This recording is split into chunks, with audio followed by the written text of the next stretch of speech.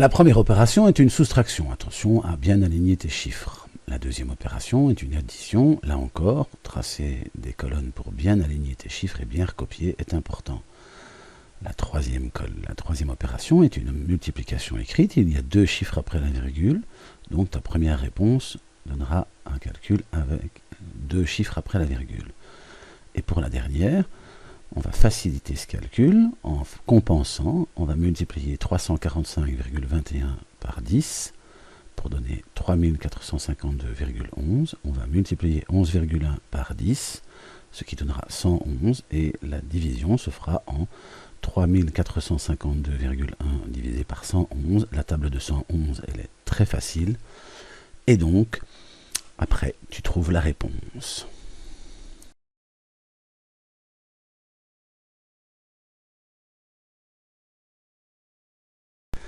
Identifier le report. Le 1, si tu regardes bien, il se trouve dans la deuxième colonne après la virgule. Ce sont donc des dizaines. Dans la deuxième opération, le 2 se trouve aussi dans la deuxième colonne à gauche de la virgule. C'est donc aussi 2 dizaines.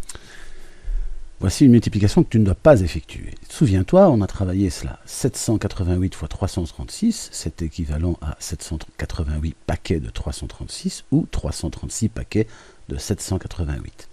Si à la place de 336, on avait 337, ça augmente de 1 fois 788, et pas juste de 1. Et donc la bonne réponse, c'est la quatrième. On a travaillé ça. Trouver les deux égalités correctes. 40 millions, 10 000 fois 4 000, ça fait bien 40 millions. La deuxième, à la place de 4 000, on a 20 fois 200. Ben 20 fois 200, ça fait 4 000. Donc c'est aussi une deuxième égalité correcte. Par contre, la troisième, ça donne 4 millions. Et la dernière, ça donne 400 millions. Alors, tu dois placer les chiffres 5, 7, 0 et 4 pour que le nombre soit divisible par 4. Eh bien, pour le premier, ça peut être 7504 ou 7540. Pour que ça soit divisible par 25, si tu te souviens dans ton référent, ça doit se terminer par 25, 50, 75 ou 00. Tant que tu finis par 50 ou 75, c'est bon.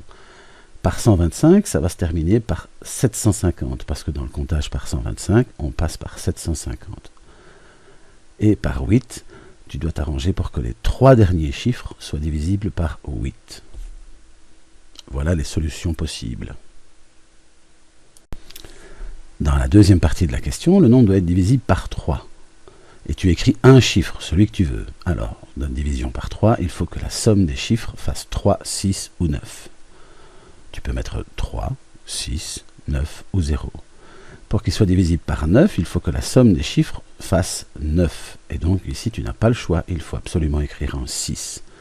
Pour qu'il soit divisible par 3 et par 25, eh bien, dans le comptage par 25, si tu mets 2 et 5, ça ne donne pas la bonne réponse. Si tu mets 50, ça ne donne pas la bonne réponse. Il faut mettre 75 ou 00.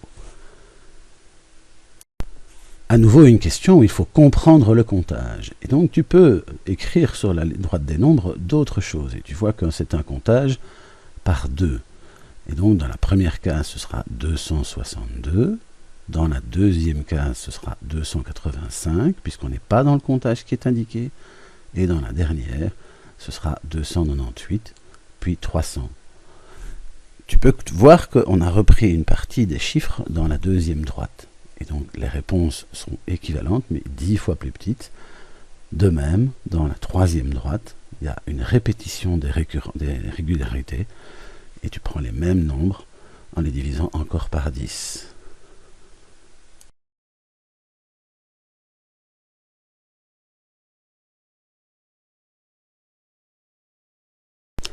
Une fois de plus, bien comprendre le comptage. Ici, on a un comptage par 1000, et chaque petite barre vaut donc 100. Donc on a 45 900 et 46 200. La même régularité, on a un comptage par 10. Avant 4560, c'est 4559, et après 4562. Toujours cette régularité avec des décimaux. Avant 4,6 ou 4,60, c'est 4,59 et après 4,62. Comparer des nombres, il faut toujours les mettre à la même échelle. Et donc, on va tout mettre en millièmes. On a 330 millièmes, 300 millièmes, 303 et 33. Le plus petit, c'est 33. Dans la série 2, 4 cinquièmes, ça fait 0,8 ou 0,80. 2 tiers, ça fait 0,666. 3 quarts, ça fait 75 centièmes, et des 3 cinquièmes, ça fait 0,6. Le plus petit, c'est donc 3 cinquièmes. Le plus grand dans la série suivante, eh bien, on va reprendre notre transformation d'avant, et c'est 0,33, puisque ça fait 330 millièmes. Et dans le dernier, c'est 4 cinquièmes, puisque ça fait 0,8.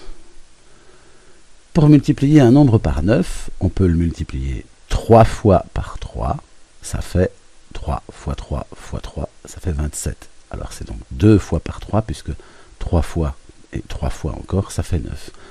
Pour diviser un nombre par 8, on va le diviser 3 fois par 2, puisque divisé par 2, puis encore par 2, puis encore par 2, ça fait 8 parts. Ce n'est donc pas 4 fois 2, attention.